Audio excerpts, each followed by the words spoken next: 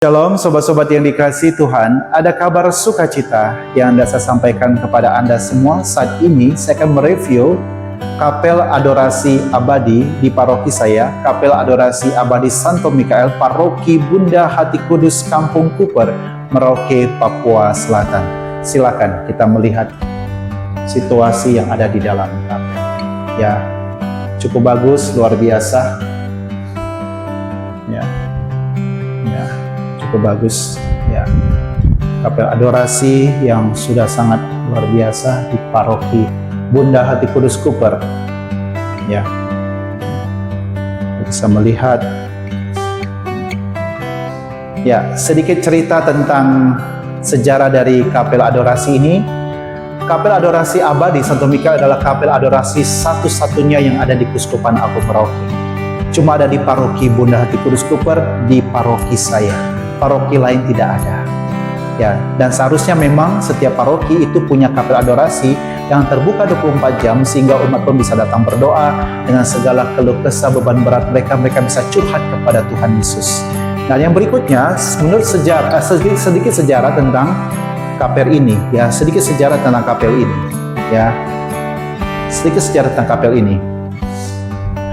Kapel ini dulu ini bukan kapel ya, ini adalah dulu kantor CU, Credit Union ya, oleh pastor yang sebelumnya, bekerjasama dengan satu pastor ya, sejarahnya begitu. Tetapi ternyata kantor ini tidak terpakai, akibatnya jadi tempat gudang. Wah, barang-barang banyak, kotor-kotor di sini semua. Dan di sini dulu ada tembok ya, ada tembok, masalah di sini ada tembok ada pintu, dan ini tempat tinggal tukang. Jadi tempat tinggal tukang di tembok sebelahnya, di kamar sebelahnya, tukang tinggal di situ.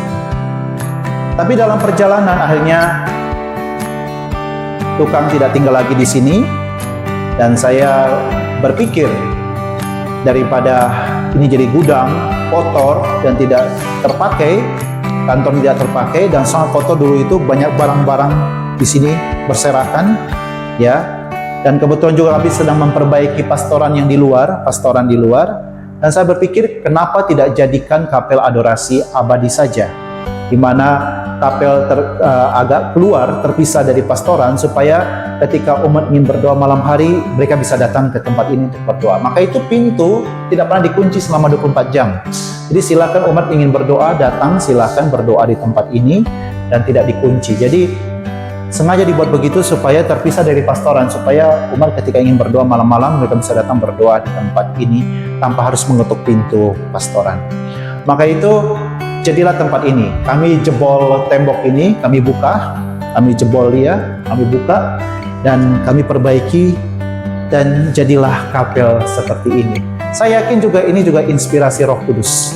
Kalau bukan Roh Kudus yang menggerakkan saya, mungkin saya tidak akan kepikiran untuk membuat kapel adorasi. Nah, pertanyaan juga, kenapa saya juga berinisiatif dan punya terinspirasi dari Roh Kudus ya, membuat kapel adorasi? Karena sebelum saya menjadi frater, saya pernah cerita di tempat ini 3 Oktober 2004, saya pernah kecelakaan, hampir mati ya. Tuhan memberikan mukjizat kepada saya dan saya bisa hidup lagi.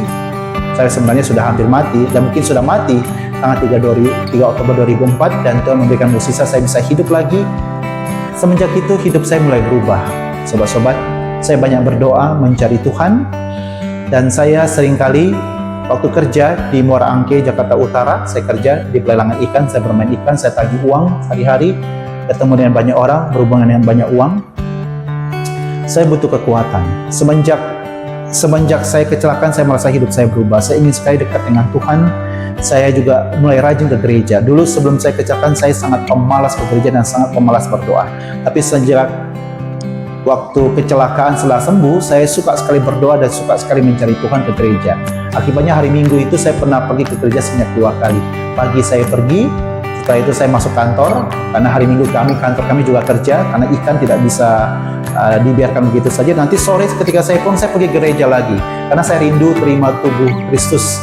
Dan saya percaya ini adalah tanda luar biasa, tanda surgawi, tubuh dan darah Kristus yang masuk dalam tubuh saya itu mengubah diri saya, menjinakkan tubuh saya yang liar. Dan saya jam 12 siang, setiap hari dari Senin sampai Sabtu, saya terbiasa jam 12 siang, saya pasti pergi ke gereja Stella Maris Pluit. Halo, kalau orang-orang Pluit, Stella Maris Pluit, Anda yang umat Pluit, mungkin Anda masih ingat saya. Ya, saya pernah menjadi pemazmur di gereja Stella Maris Pluit, gereja lama. Ya, gereja lama itu punya banyak kenangan bagi saya, di mana di situ saya juga mengalami pertobatan luar biasa bersama dengan PDKK Stella Maris Golgota. Ya, PDKK Golgota Stella Maris, di situ saya mengalami pertobatan dalam seminar hidup dalam Roh Kudus yang dulunya SHB, seminar hidup dalam baru karismatik. Di situ saya mengalami banyak pertobatan. Disitulah saya mulai terpanggil untuk melayani sebagai pemazmur, sebagai kor juga, Sing for Joy.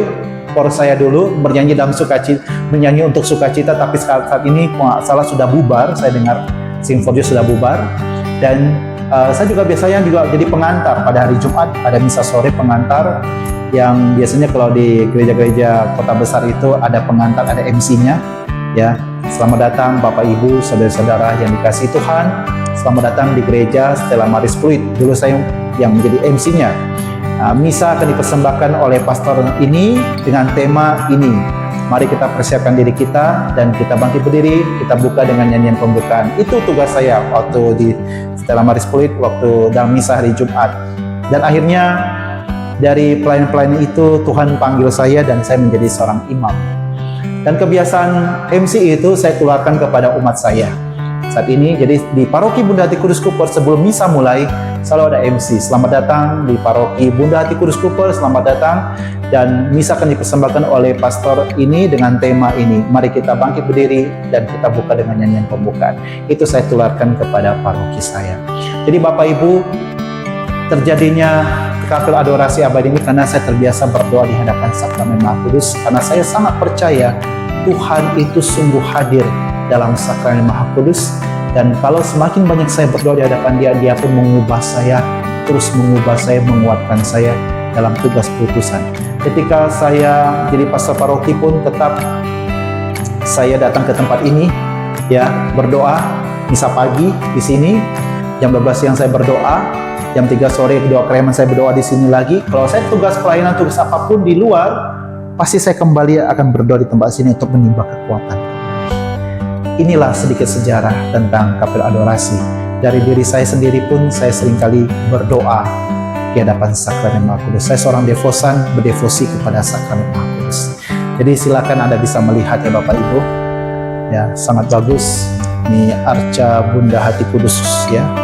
Dan ini ya. Nah, Anda bisa melihat ya.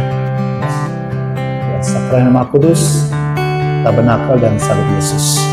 Dan ini, dan kami memakai nama Santo Mikael.